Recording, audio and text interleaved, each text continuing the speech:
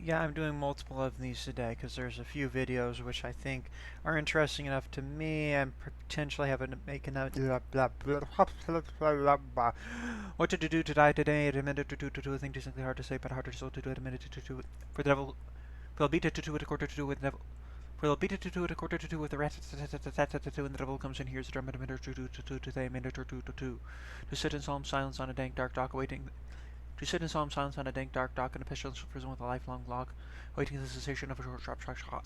Awaiting the sensation of a short, sharp shock from a cheapy chippy chopper on a dull, hard block. Okay. What the heck was I saying?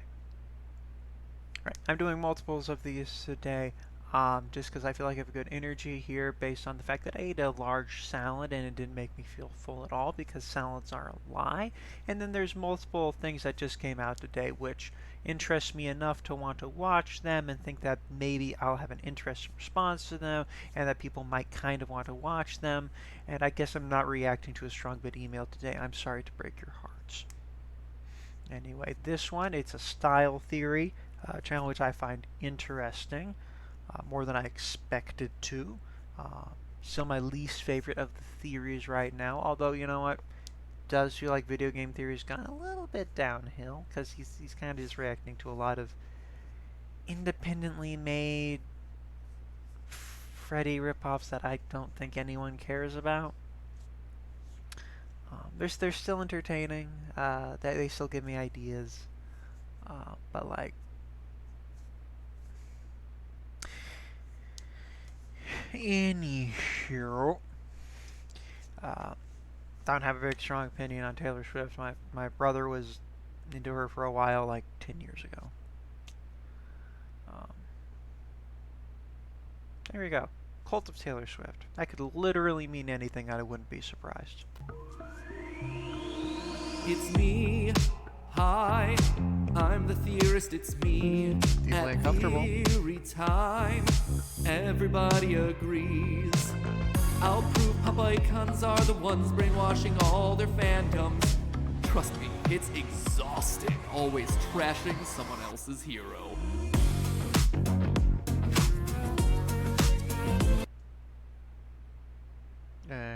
Okay, I feel like we got a little bit of a get in line from the question here. But okay. Oh, no, the question was specifically boy bands, right? Hello, Internet! Welcome to Style Theory, the channel that's gonna find out where the scarf is once and for all. I've got my eyes on you, Jake. If you've been on the internet at all over the past couple months, you've probably heard about Taylor Swift's Eras Tour. From the TikTok outfit reveals to the Ticketmaster presale controversy, I think you're entirely forgetting how much the internet is designed around making sure everybody gets a very curated experience. Because I didn't know that Taylor Swift's done literally anything in the last 5 years. thing has been impossible to avoid. Now, gotta be honest with you, as much of a pop culture fanatic as I am, never really considered. I know they were mad at someone. Honestly, even the names blurred together. Like, I never thought I would mistake Taylor Swift and Britney Spears, but, you know, with the whole Britney release thing, even those names are starting to blur together to me. Myself a hardcore Swiftie. If you see me in headphones, I'm usually bopping around to some Broadway cast recording. Raul Esparza, you are a legend. But it's hard to deny the mega platform, multi-generational success of Tay-Tay. And Incidentally, for any of my mega fans who've really looked around the groups, you know the main thing I'm into is villain songs. Of any variety. I do mean multi-generational. Taylor has gotten herself a lock on millennials, Zoomers, heck, even Gen Alpha. And I know that one personally since my son Ollie is a die-hard Taylor stan at the age of 4. Talk to my friends, talk to me. Meanwhile, the rest of Team Theorist over here are literally flying across the country to see Taylor's latest concert. Honestly, I don't know what's more surprising about that fact. The extreme level of commitment they have to see a concert, or the fact that they have lives outside of their jobs. Note to self, deal with that one later. The rabid fandom that's happening here, and that's frankly been happening for about a decade, is so strong that it almost feels like a conspiracy. And you all know how I love me a conspiracy. So in my efforts to connect with my son and simultaneously get an I always question how many people know that this is a 30 Rock reference. Like, I feel like 30 Rock was underrated in some ways. It should have been more popular than it was. I mean, it's like the one sitcom that gets better every season. Never jump the shark, because it's the kind of show where jumping the shark just adds to it. invite to the next cross-country office This is what concert happens when trip. Tracy Not that I was Tracy feeling Jordan's left out the or main anything. cast. I've been doing a fair bit of Taylor Swift research over the last few months, and it started to come to my attention that music isn't the only thing that surrounds her. Nope, her history also has itself a heaping helping of my favorite thing, lore. And where there is lore, I'm ready to spring into action. I know what it is. swiftly. I don't So know why what am I it talking about this on a style channel? Well, album. much to my surprise, her lore isn't so much told through her songs and music, but rather through what she's wearing. Okay, so I guess this reaction is just gonna be me being kind of confused about the woman who like sings vague country-inspired songs that become popular songs, often inspired by whoever she broke up with recently. And how she looks. Today we're cracking open the vault of secrets don't to have what an issue built with the her. cult I like of what I Taylor hear, Swift, and how it and all comes down to one thing, mostly seem fashion. positive. And how Taylor is just the latest in a long line of celebrities from Madonna to Markiplier who figured out that you either have to change or you die. For those of you who need a little backstory here, Taylor Swift started off in her early days as a country singer turned pop star. It's actually an Okay, incredibly not bad. common pathway to break into the extremely competitive world of pop stardom through another musical genre. Since then, she's released 10 unique studio albums and 2 re-recordings over the past 16 years, all culminating in this latest big event, the Eras Tour, a 3+ hour record-smashing Swift spectacle where Taylor literally dives into the stage, swims under it, creates a tidal wave, and then emerges on the other side in a brand new costume. It is extra in all the is best cool. ways That is possible. cool. In the immortal words of Hope Scope, I went to the Taylor Swift Eras concert. That all sounds very cool. You would still actually have to pay me to go to a concert like that. There's so much people around me. The noise. Not her singing. I'm not calling her singing noise. Her singing is singing and it's music. Obviously, I'm referring to the crowd. And whatever loud machines that aren't necessarily music machines that are part of it. Like if there's any pyrotechnics. And I'm unwell. But speaking of those costumes, Taylor wears a new one every time she transitions through the 10 major albums of her music, her eras. Get it? And these aren't just outfits with some shiny sequins and fringe to highlight a few punchy dance moves, oh no. These costumes are stories, they're statements, and they are secret signals to the audience. This has been the key to Taylor's success, and it's been telegraphed through her songs the entire time. Let's start at the beginning. When she was first getting her start as a 16-year-old back in 2006, she was an all-American country girl, complete with cowboy boots, curls, and let's call it questionable southern twang. You're in the room with him and you can feel it. There's a power there and you're just like, oh my God. So I don't think I'll ever get to a point where I won't see him and be like, oh my God. But it wasn't enough just to be wearing the look, she also had to sing about it. Her Like what first you talking album's about? lead single, Tim McGraw for instance, immediately associates Taylor with specific articles of clothing. Quote, "When you think happiness, I hope you think that little black dress. Think of my head on your chest and my old faded blue jeans." Man, reading lyrics just kills them, doesn't it? Outfits are memories. They're moments in time. By her second album, Fearless, her style had matured slightly. The cowboy boots stayed, but Also, gone I were the don't appreciate jeans a and in were 16-year-old the telling me those sundresses. things. This worked perfectly when she was trying to break into the early 2000s country scene against a lineup of Faith Hills and Leanne Rimeses and Carrie Underwoods, who all had themselves a signature pattern of boho chic, a mix of bohemian, guess hippie, they and would need to vintage because they elements that was otherwise all look the the rage at the same. time. Except Taylor approached this popular trend with her own twist, keeping it inexpensive, the type that you could find nice. sold I at your appreciate local that. Walmart. Yeah, that would Quote from her, resonate. "I always thought if I were to ever do a fashion line, I wouldn't want to do clothes that girls like me and girls my age couldn't afford." In short, Taylor yeah, was that's tapping so into words true. that were about to become the buzzwords for the next decade: relatable and authentic. If you've been trolling around the internet for a long time like I have, you know that from 2005 to 2015, the only word on anyone's mind was authentic. Authenticity is king, they all said. Brands wanted authentic influencers. This stuff was everywhere. And over there in it's funny music land, because you had Robert Greene became increasingly inauthentic as his books about how romantic, horribly tragic things are. I work at a bookstore. I'm not. His stuff is not the worst stuff in the YA section, not by a long mile, but I don't like it. And I like the YA section. The book I have right here is a YA novel. Not a great one, but it's fun.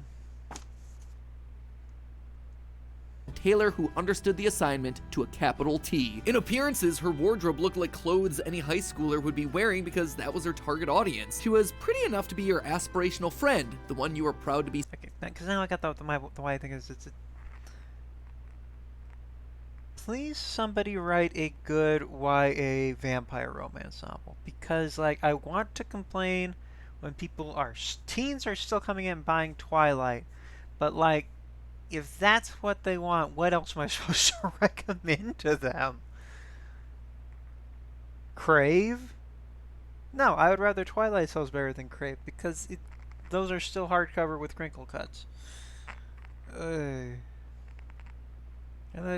Maybe Vampire Academy, that looks okay, but like I don't think it scratches quite the same itch that Twilight does. Because it's a little more Harry Potter meets Avatar meets vampires meets the weird trend of how is this book not about lesbians, which is mostly just that series and the School of Good and Evil, which I get as a YR series, but like, I mean, you look at the cover. I think the first book even ends with two girls kissing, and it's not about lesbians. It's about a bunch of heteros hating the fact that they're heteros. So maybe in that way it's about gay people.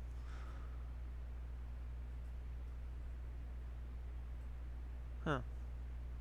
Well, I know what happens in the more or less. It just seems like a train wreck. Whatever gets kids to not read the TERF books. Seen with, but also normal enough that you could see yourself geeking out with her in biology class talking about the cute boy in the corner. Her brand was built on clothes just as much as it was on the music. If you listen to her best known songs from this era, a lot of them just reinforce the relatability angle, literally talking about the clothes that she's wearing. In You Belong With Me, the lyrics literally create an us versus them dynamic. She wears short skirts, I wear t-shirts. And then again later, she wears high heels, I wear sneakers. Taylor is not the cool kid. She's not the fashionista one. She's not the popular girl. She's here for you. She is one of you, and people are gonna buy a lot of tickets to a concert that's for them and by them. Enough tickets that it would push her to become the youngest ever winner of the Grammy Awards. Unfortunately, or fortunately for Taylor, you can't just be the relatable underdog forever, especially when you're selling millions of copies and filling up stadiums. Distinctly #unrelatable there, Tay-Tay. With Speak Now out in 2010, Taylor tried out a few other styles, the spiteful X in black and the fairy tale princess waiting for her prince, but in the end she still came back to the tried and true iconic early Taylor Swift style. But ooh, something I can edit. With over 200 flavor notes, every sip of Woodford Reserve Bourbon is a spectacle for the senses. I think what you always think is going to taste better than it does. I mean, it's a great use each for time she came back to it, it started to work less and less well. Eventually, by 2011, Taylor Swift and her cutesy country girl shtick was old news, and it became the butt of every joke from tabloids to SNL. Now Taylor Swift is here. And Taylor herself could sense that she needed to change or die. At 22, I was already watching newer, cooler artists come out every week. It was an interesting sort of wrestling match with my own fears of remaining stagnant that made Red the kind of joyride that it ended up being. Enter the Red era. In 2012, the 22-year-old Taylor underwent her first major transformation. Gone were her iconic curls, replaced with straight hair and bangs. Gone were the cowboy boots, and in were kitten heels and lace-up Oxfords. Her style was now retro, vintage, classic, a vibe that perfectly matched the aesthetics of another rising star in this period, not a pop star, a platform, Instagram. Launched just 2 years earlier, Instagram was redefining aesthetics. By 2012, it had accumulated 30 million users. It was on the verge of being acquired by Facebook, and the biggest trend for those of you who are surprised that I don't know how old Instagram is, I remind you that I'm starting a YouTube reaction series this year.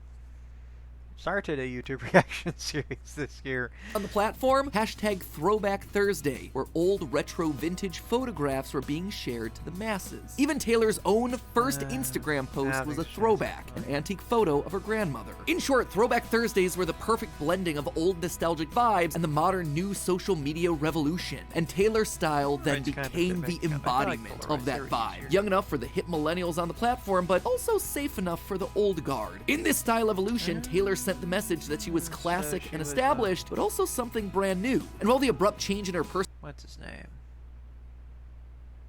Fresh Prince. Personal style worried the fans, and the label, it worked. Red was a #moment. Her hipster meets classic Hollywood vibe became fashion inspiration for fans. And again, it's not like she was hiding this fact either. Her link to this moment in fashion is literally the opening line of the song 22 from the album. It feels like a perfect night to dress up like hipsters. Taylor was no longer just a country music sweet.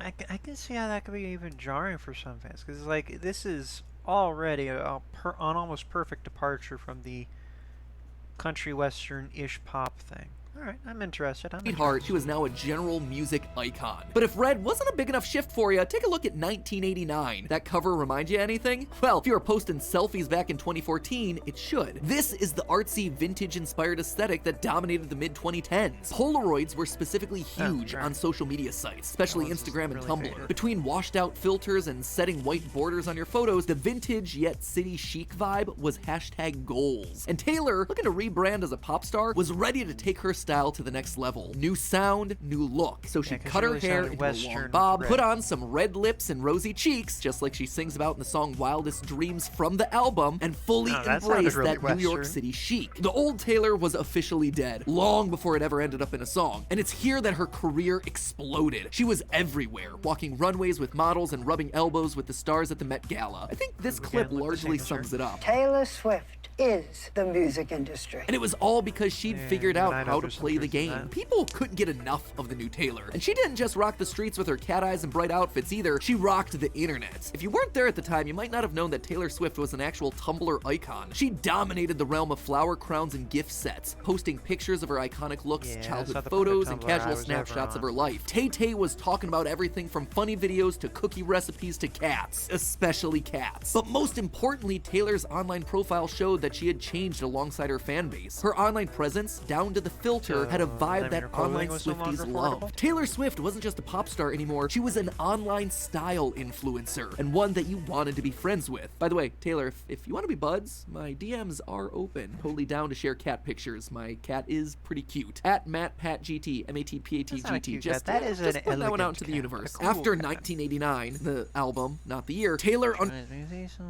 Okay, he gave up trying to get in. My cat annoyed my mom last night, so I'm not letting him back into the room underwent for her a while. biggest He has to stay reinvention awake. yet, trading the bright colors for blacks and her smooth, controlled bob for wild grunge curls. And while the impetus for this was an ongoing feud against Kanye West and Kim Kardashian, this was, and would remain to this day, the most drastic change of look from anything that she'd tried before. Man, More rock that's and roll very and less un-Western pop for next princess, door with baggier / silhouettes affordable. of bomber jackets and cargo pants replacing the bodycon sets. She was a woman ready to go to war. This was the Reputation era, where we see her literally bury her old self and depict all her past personas actively clawing their way to the top of the heap. Y'all, oh, stop acting like you're all nice. You are so fake. Suddenly, her reinventions, her past styles, despite being killed off, were given a new life. They existed on their own in a way that So felt new. as a fan of openly meta stuff, I do like this idea of, like, yes, she has a different brand each time, but at the same time, the reinvention itself is also part of the brand at this point, which I like. That's cool.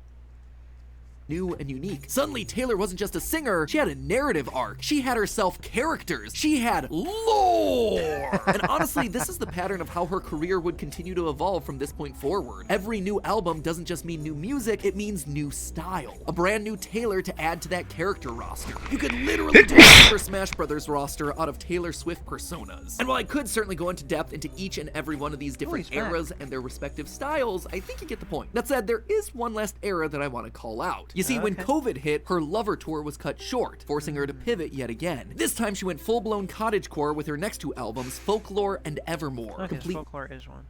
KFC's $5 Mac I will bowls say, are for as back, much as and apparently you can get it spicy. reinventing herself, they all look kind Meet of new the Febreze Air same Mist. next to Its her. finer You mist could floats easily longer in dismiss the all air the to same fight your thing. toughest odors. About the faded lighting.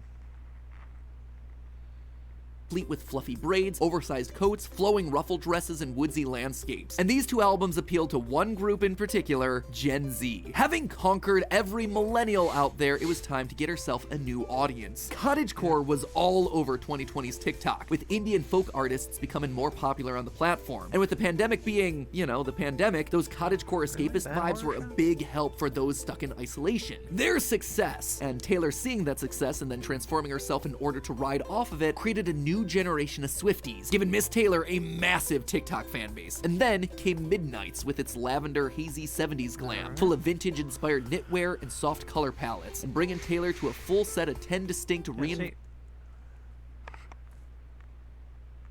Reputation and Red kind of stand out, but otherwise, something about like the faded lighting kind of makes it all look the same, which is good. You know, that's what you want. You want it to be cohesive. CQ kind of, but then you got the white back here, but at the same time, it does all kind of blend together to me. Which is interesting, because I know the music is different. When you look at them individually, they look different, but next to each other, the faded backgrounds you have for a lot. This one actually stands out the most to me. This is the early one, where she hasn't really been defining herself as much yet. You got the dark colors in the background. You got the defined features here. As soon as you hit Fearless, boom, faded white background, faded lighting on her, again and again, and then you lose it a bit here, where you get the shading from the hat. That makes it stand out. But then you got the white outfit. One's right over here, white outfit, a little bit of black in the background, black and white, still fading there. Then these two are very sharp next to each other. Couldn't be more different. Except that you have the kind of light gray in the background again. And speaking of gray, into over here, which then that works with kind of the more retro look here, which then blends into the retro here. And then this one also kind of looks different, because now you lose a lot of the really white pale as you go into the almost lower levels, and you get the defined features again, which kind of ties back nicely. There's an interesting narrative right here, because there's no way... I mean, these two could have been accidental, because that's where they're starting off. But as soon as you're getting around here, you have, definitely by the end, you have whole teams looking at the narrative. I know I'm not doing it justice. I'm sure if anyone who's actually into Taylor Swift and this sort of thing is looking at me discovering this, they're looking at a toddler trying to put alphabet puzzle pieces into a puzzle, which is just fit the A into the A slot, the B into the B slot. But hopefully it's not fit the red triangle into the red triangle slot, the blue square into the blue square slot. Slightly more advanced than that. 3 years old, not under 2. her belt. So, while Taylor's music is certainly iconic, it's arguable that her smartest work to date has been done in her closet, making sure that people who are listening to her music, or even people not listening, know exactly who she is and see a version of themselves or whatever's trendy reflected back at them when they look at her. In the Eras tour, we actually see this come to life literally, as fans come to the concert dressed up in their favorite eras, recreating iconic looks from award shows, music videos, even clips of her high on painkillers after surgery. Yes, that is a real thing. They were there for the music, sure, but they showed up in the fashion because that's what they can physically embody. That is the tangible element to all of this. So what if I told you none of it was accidental? Taylor laid the groundwork, and then, just like clockwork, the dominoes cascaded in a line. And now you're hers. It's all by design. In a lot of ways, Taylor Swift has been a mastermind this entire time. Oh sure, any true Swiftie can tell you that she secretly hid the image of a snake in her 1989 album, or that 13 is her favorite number since it's been hidden in almost every album that she's written. There's even that time that she hinted about being in Avengers Endgame. There were some fans that thought I had something to do with Avengers Endgame. Okay, maybe I misread that one. But in the end, her most important secret messages to fans have been hidden in plain sight. In the clothes that she's worn, the fashion aesthetics that she's embodied, and the ways that she's talked about clothing and fashion in her songs to relate to the fans and identify herself. But the real reveal in this episode here is that Taylor's model isn't actually Taylor's model. In fact, for as many areas as we consider her to be groundbreaking, it's Taylor who's taken her cue from other people this time. Just like with fashion, pop stardom is a cycle of history. Just like low-rise jeans come into style and hopefully go out of style again soon, pop stars also come into style, and over time the next new trend comes in to replace them. By being smart like Taylor, you can make that cycle as long as possible, potentially even decades long. But unfortunately, the need to reinvent yourself is nothing new. This is especially true in the world of female pop singers. The reality is that the music stardom machine is unforgiving. There are thousands of talented singers lining up behind every Britney Spears, Lady Gaga, and Taylor Swift, all ready to swoop in at the first sign that their successes might be wavering. So in order to stay on top, you not only have to keep your music new, you have to keep yourself as a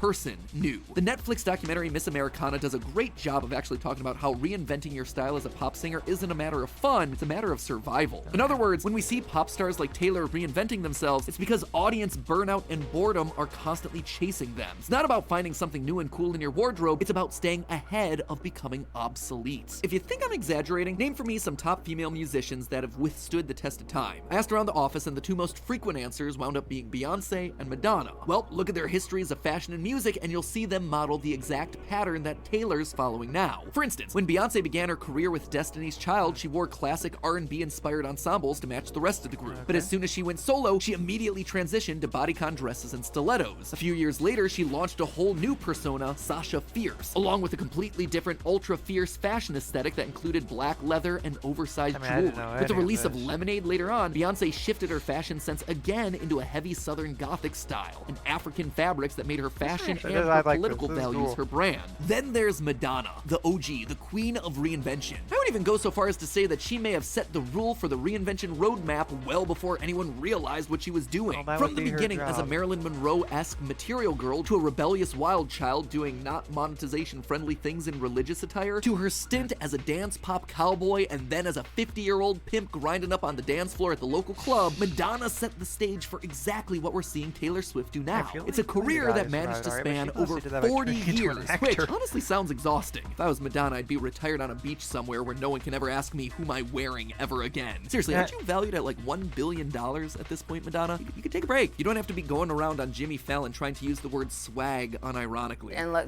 swag as, you know what? It's not just musicians either. You're starting to see it happen right here on YouTube. Which YouTubers have had the most staying power on the platform? Well, one I think we can all agree on is Markiplier. Mark, like a lot of creators, has lived many lives online, gone through his own eras. There was early Mark, rainbow hair Mark, Unis Honest Mark, and now we're in his tired era of hoodies and fluffy hair. I'm sorry, I don't care about Markiplier. It's hard to stress how little I care about. I do not know what he does. I do not know what he does. I know what I know that Matt Pat thirsts after this guy hard. I have no idea what I don't. Does he do sketches? What does he do? What does this man do? I'm a fan of this one. And these physical reinventions lined up with the changes in his life and his content. From moving from only Let's Plays to larger scale projects like Heist with Markiplier to the legend that was Unis Honest. Now, he's trying his hand at the big screen, starring in and producing a fully fledged feature film. It's no wonder he's in his tired era. And when you look back, the pattern's clear. If you want to succeed and stay relevant, you need to become someone new or your career is as good as dead. Had Taylor stuck to her country roots and never shaken up her look, tried something new, there's a high likelihood that we wouldn't be talking about her right now. The female artists that I know of have reinvented themselves 20 times more than the male artists. They have to. Constantly having to reinvent, constantly finding new facets of yourself that people find to be shiny. It's a constant... Big takeaway here I'm getting is that fans of men are far more nostalgic than fans of women. Cycle of having to be new and exciting. It's Beyonce becoming Sasha Fierce. It's Madonna turning into Madam X. It's Taylor burying herself or Markiplier switching to Darkiplier. So is Taylor and all artists and other creators like her destined to have to find new and interesting styles, new versions of themselves forever? Yeah, I think they do, especially if they want to continue to stay relevant, if they want to continue to grow. I That's think just how I'm never audiences going work. to be The relevant. new is always going to replace the old. You evolve or you stagnate. You change or you wither. You move first, otherwise everyone else is going to move past you. And for as dire as that might sound, I don't think it's as bad as it seems. Creatives seem to thrive on this. If Taylor really hated having to constantly reinvent her style, why would she create a giant concert event celebrating exactly that? I gotta admit, as the newly indoctrinated Swiftie that I am, I look forward to seeing what the new reinvention of her brings on the other side of eras. I have my fingers crossed for gamer Chic. Or who knows, maybe she'll just cash out and turn herself into an animatronic. But hey, that's just a theory. A style theory. Keep looking sharp. Okay. So, well, that was that. That felt less like a theory and more just a little mini documentary thing. An induction video, I guess, if we're going with cold here. Yeah.